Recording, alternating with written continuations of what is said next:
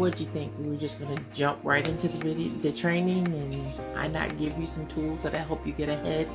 Because by the time I show up in a little bit, I want you to have had done and dusted some things. I want some things swept. I want some cobwebs out. Cognitive dissonance.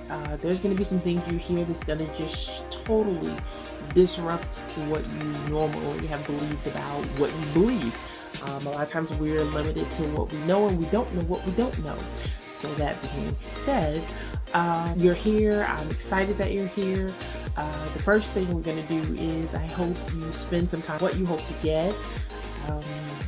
Whatever it is you want to share, we need to get to know you. We're all family here, and I'm excited. I'm going to share 3 things that's going to give you an advantage. Just some of the things that have helped me, but I do want to make sure you guys have some success, and we're going to hit the ground running. Thank you for being here. All my post time, all my attention is all yours.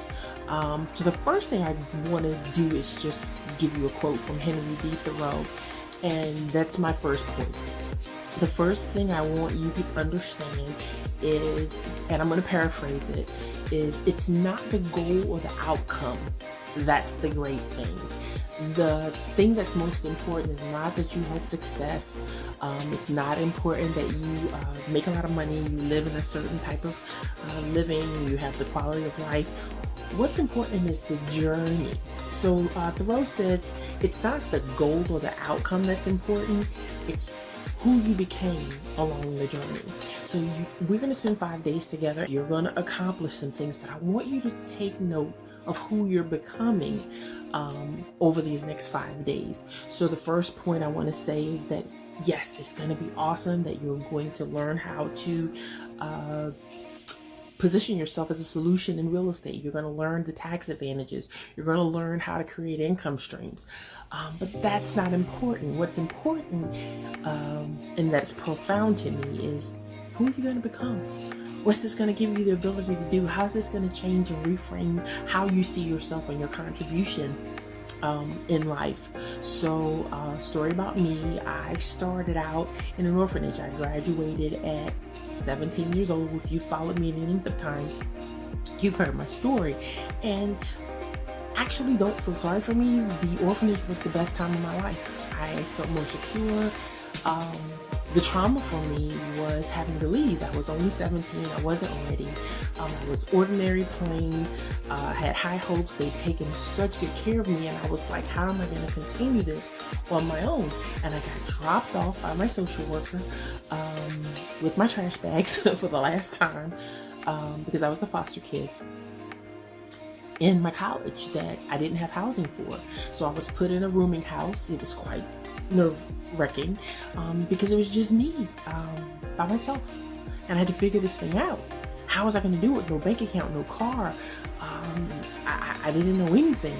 I had a scholarship, thankfully, but they enrolled me so late that the housing was gone. But transition to now where I kind of have a quality of life that I love. I live what I want, and I do, for the most part, what I want. But what I want tends to be creating things that help other people. Not have life as hard as I did, trying to figure this thing out. But it was the journey. Who did I become along the way? And who I became was someone who loves to share, loves to give. I'm not jealous of others. And I've had some super successes. So it's not the accomplishments that's so awesome, but who I became in the middle. Which brings me to point number 2. Guess what? Cheerleaders are overrated. What did I just say? I left an orphanage at 17. I went through college by myself. Yeah, I didn't have family come pick me up from college and move me to the next transition in life. And it became a personal decision. Am I going to succeed or am I not going to succeed? Do I wait for someone to rah-rah me, or do I rah-rah myself? So I don't want you to put this on your spouse, your sibling. I don't want you to put this on your children. Who cares who cheerleads you? You cheerlead you. Because at the end of the day, people have their own dreams to cheerlead. So don't take it personally if no one's rooting for you. You root for yourself. You can do this. You've got this. Because at the end of the day, we're very, very self-absorbed most of the time. We're focusing on what it is we need to do, what it is we need to accomplish, what it is we want to do. So don't be offended that no one is. So my story is, yeah, I came through college, but it was who I became along the way. It was where I learned about food, folks, and fun, and connecting, and being the caveat between what people don't have to what they want, which was, for me, I needed family and connection, and I found people who did that as well, and it created this nucleus of amazing people who've gone on to do great things till this day. But who I became in the middle was a connector. Yeah, and I loved it, and it's kind of carried over into my adult life. But yeah, it was the journey in the middle. And number 3, feedback is full of baloney. I know.